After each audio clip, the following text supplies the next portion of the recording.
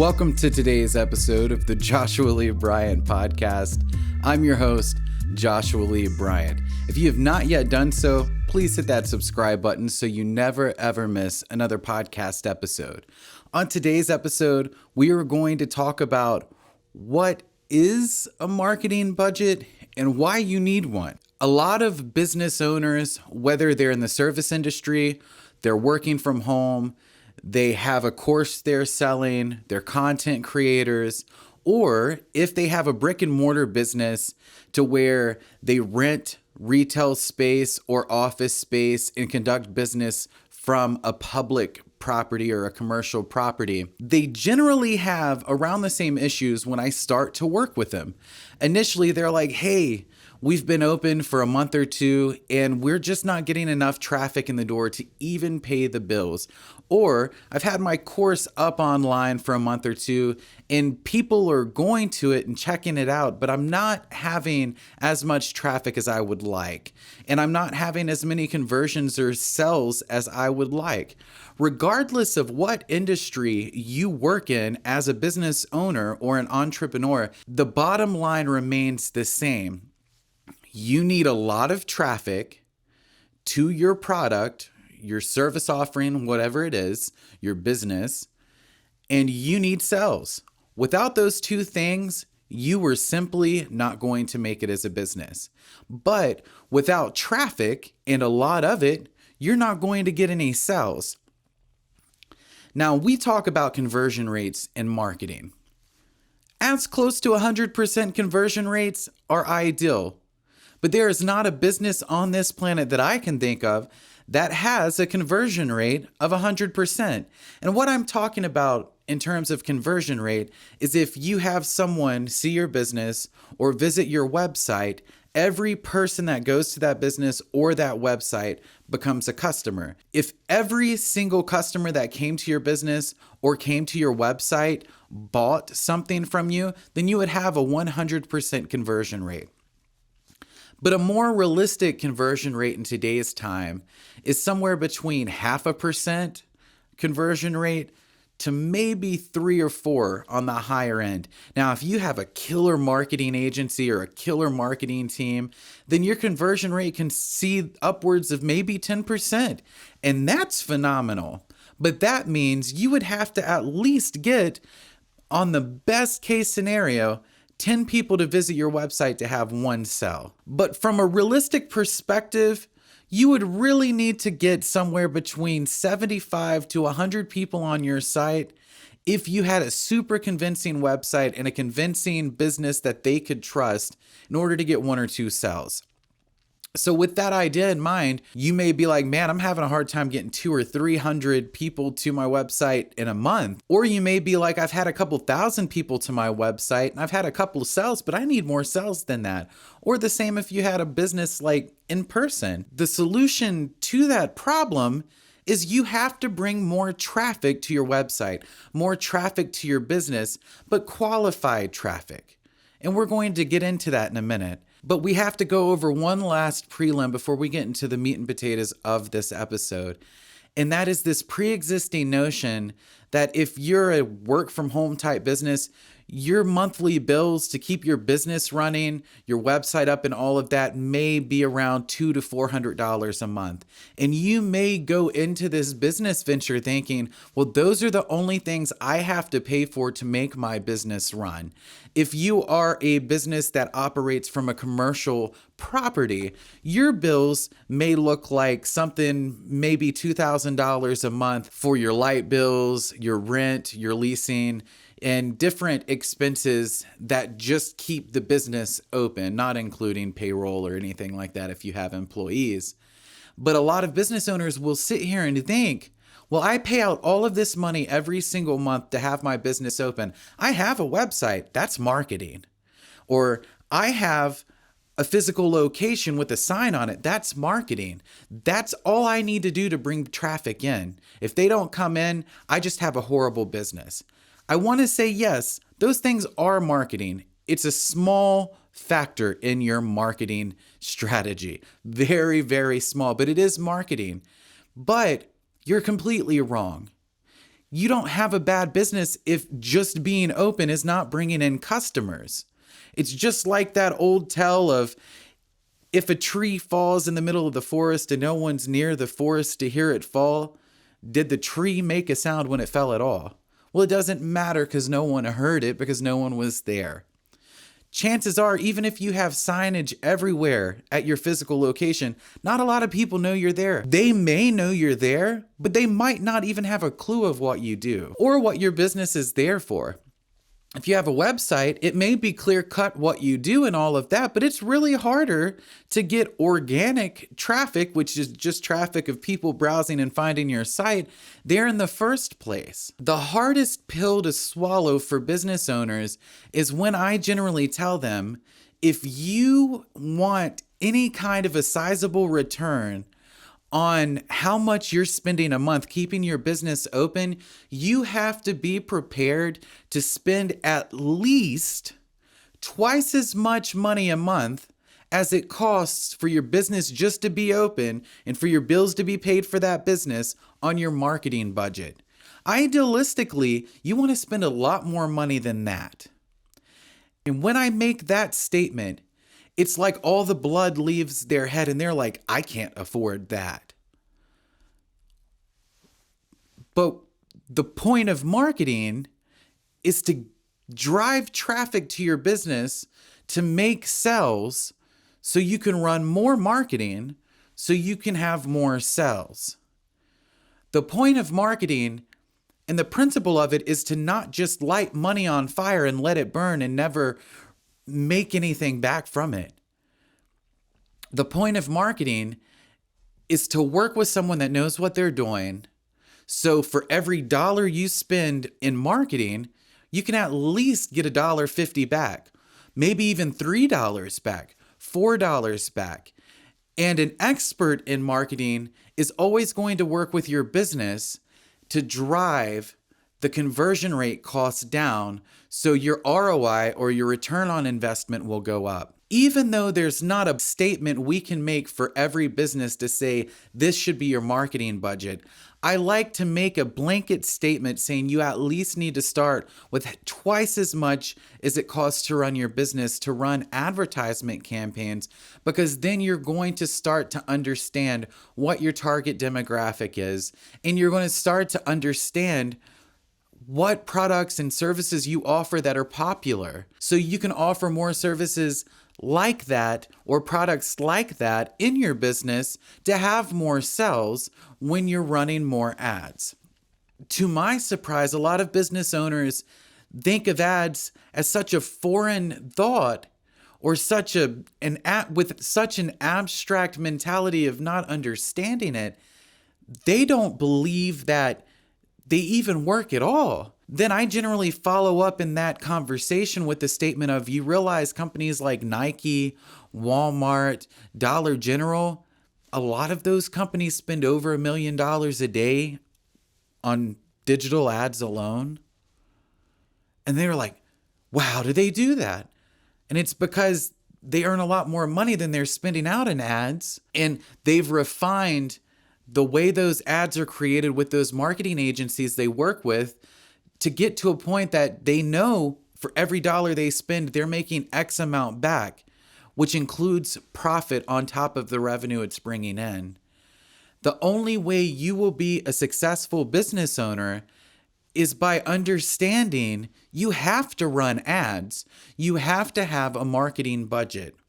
So I tell people, if I'm able to work with them in the development phase of starting a business, if you are not willing to commit to a stable budget for marketing, and if you cannot plan to budget that in or to factor that in your operational expenses as a business, you need to hold off on opening your business until you have enough money to do that. The other thing is, any dollar you spend with marketing or ads is a dollar for dollar write-off when it comes to tax time. So why wouldn't you spend as much money as you could marketing your business and growing it? It makes no sense to me. And I know that getting into advertising for yourself can be a very scary venture to go into. It's very hard to understand what you're supposed to do, what's right, what's wrong. Well, you can waste a lot of money with trial and error, but I suggest you Google some of the questions you have, even YouTube search some of the questions you have, or how to get started, because you'll find exactly what you need to do to get started in your marketing adventure for your business in the first place. If you're too afraid to do something like that for yourself, or run your own marketing campaigns, you can hire a marketing agency, you can hire a freelance marketing consultant, or you could even hire me. I do marketing for small business owners, and well, that's what I do for a living. But I'm not trying to persuade you to say, hey, this is a plug to buy me or anything. I'm saying figure it out yourself and allocate the right marketing budget. But you could always hire someone else to do it for you. And just throwing this out here, if you would want to hire me to do your marketing for you, my email is in the description of this podcast episode. Some of the vital places that you would want to run advertisements for your business on are social media sites like Facebook, Instagram, TikTok, Twitter. And go ahead, you can say they don't work. I know they work. If they don't work for you, you just didn't set those campaigns up right. And I'm very sorry you lost that money. But don't hate the player, hate the game, and learn to play the game better. I'm not trying to be callous. I just hear it all the time. And I know for a fact social media marketing works. Try Google keyword search marketing. That's a valuable tool if you are a local business owner to whatever area you're working in, if you're offering services or you have a physical location. A lot of businesses find a lot of success with that, and it's a powerful tool. But before you divulge into this marketing adventure for your business, you need to understand ahead of time there's a multitude of different ways of marketing, and you need to at least run 2 of these types of marketing campaigns concurrently with each other. One being cold traffic and cold targeting ads, and one being retargeting ads. So cold targeting ads is where you're selecting, or cold traffic ads, cold leads, whatever, is a type of marketing campaign where you've selected a target demographic between a certain age range of people that are interested in certain things, topics, or keywords, and you're blasting that ad to those people. You may even target a certain region they live in. But that's cold traffic because you don't know if they know about your business, don't know about your business, or who they even are. Warm targeting or retargeting ad campaigns is where you're running ads that are targeting people that have already interacted with your business, have already bought a product maybe, or have clicked onto your website but did not buy a product already. So what'll happen is when you're running these ads concurrent with each other, someone may see an ad that have never known anything about your company, click and go to your website and be like, oh, this is kind of cool. They may get on with their life and forget about your company altogether. But then later in the evening, when they're on a different website or different social media site or whatever, browsing on the internet, they'll get hit with another ad of yours from your retargeting campaign. And that gives you more flexibility to not only be diverse and try to mess with their psychology a little bit, but it also gives you the ability to say, hey, remember, we're a business. You just found out about us today. You may have forgotten to do business with us, but I'm just reminding you we're here, basically.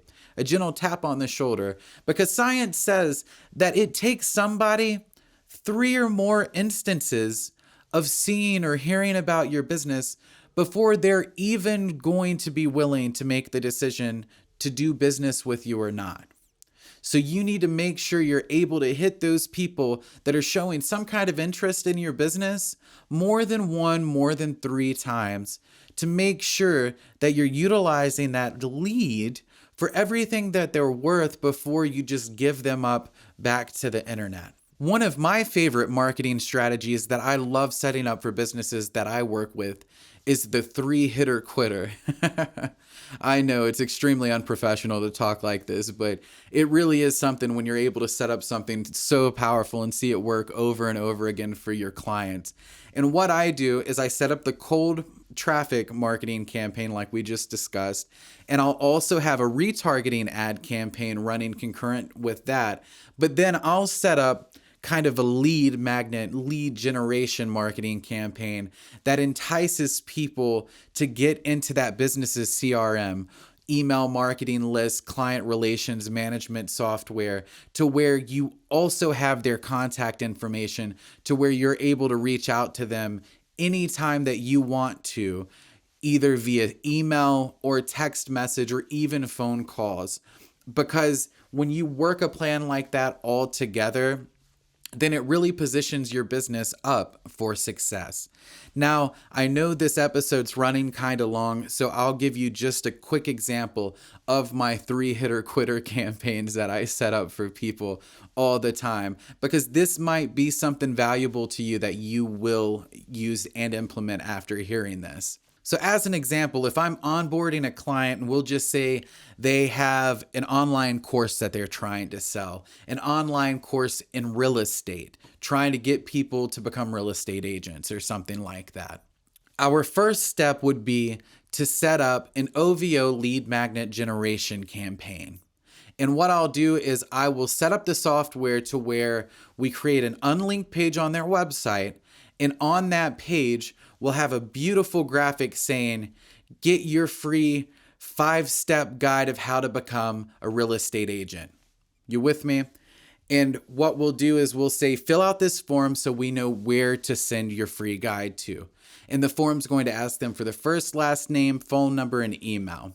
We're going to connect that form to an automated system that is going to take their email anytime someone fills out that form and automatically send them a PDF file packet that's going to be their free thing that they opted in for.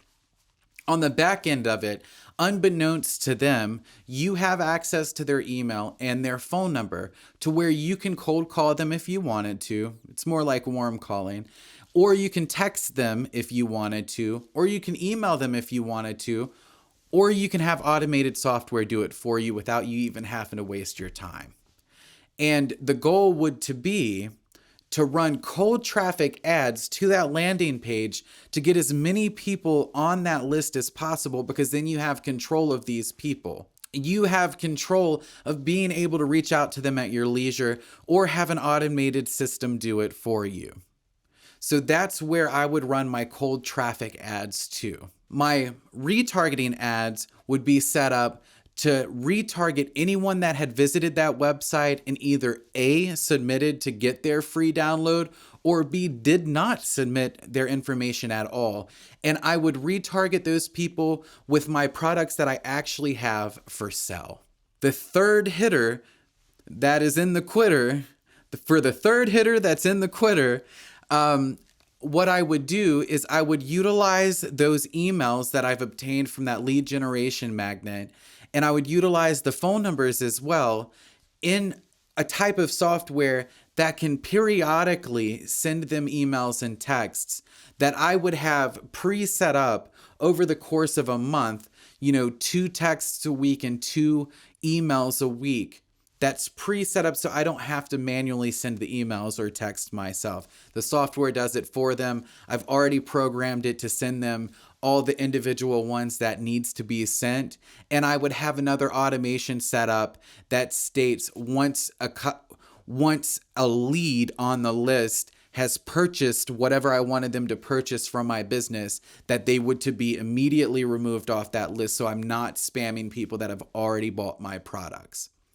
Now that's my 3-hitter quitter, and it always works. It takes that initial conversion rate that we were talking about in the beginning of this episode that is somewhere near 1 to 3% and pushes that 1 to 3% conversion rate up to 5 to 6. And sometimes, depending on how trustworthy your business is, how long you've been in business, it can push it into the upwards of 9 to 10%. So I would research on how to set that up for yourself if you are a business owner and you're like, oh, you're right, I need to have a marketing budget and a marketing strategy. And I would set up exactly what I just told you yourself with the help of Google and YouTube. If you're too afraid to set it up with Google and YouTube, hire a professional. Once again, my information is in the description of this podcast episode. You can send me an email. Let me know, hey, this is where I need help. Or you can say, I don't even know what I'm trying to do or how to get started doing it. And I'll be more than happy to reach back out to you and help you. I appreciate your time. I hope you found value in this podcast episode. It's a blessing that I'm able to be here offering this advice and this help to the community in the first place. And I'm just thankful to God that I have that ability. Catch you next time.